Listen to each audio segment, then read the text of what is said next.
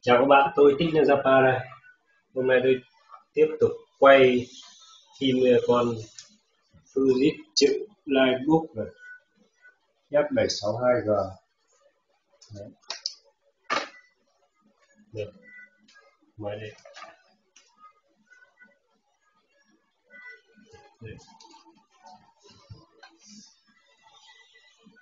Đây hình ảnh và video thực tế máy nhé. Đây, cạnh trái này, cổng này là cổng display này, 2 USB 3.0 này, mic này, tai nghe này, lưới tản nhiệt này, cổng sạc này,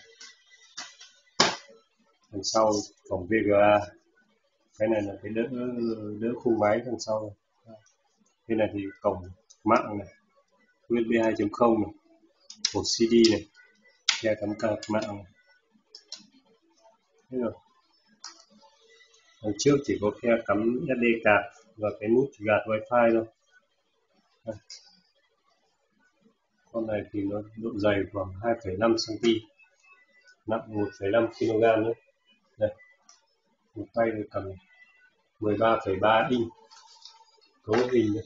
Để cho các bạn xem cấu hình bàn phím này. Bàn phím này đánh bàn phím khá rộng, đánh khá thoải mái, chuột tút phát này, nút nguồn này, bật này. Thì các phím enter media, các nút đèn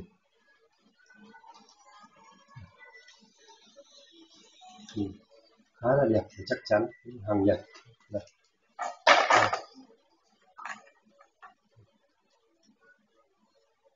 Hộp là tối đa là cấu hình.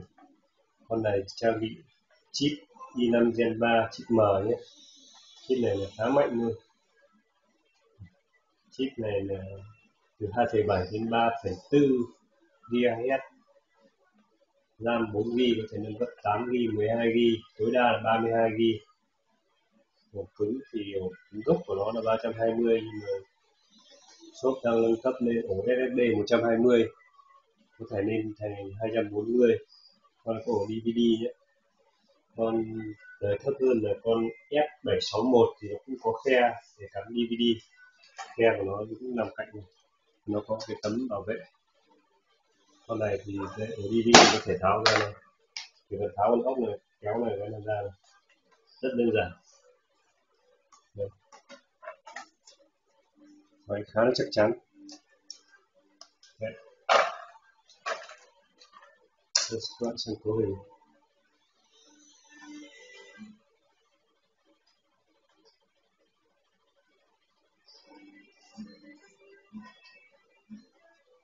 Không có máy đâu, có thể không nhìn rõ bởi vì camera nó hơi mờ. Đấy. i5 3340M, RAM 4GB.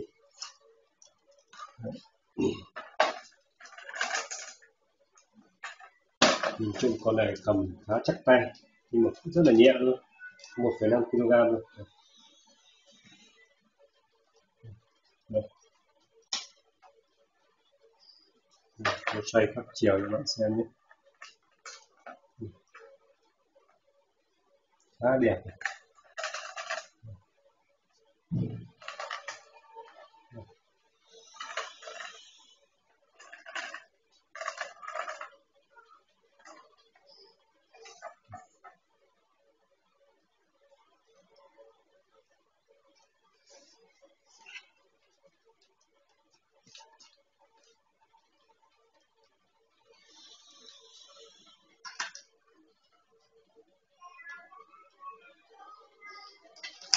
Đó.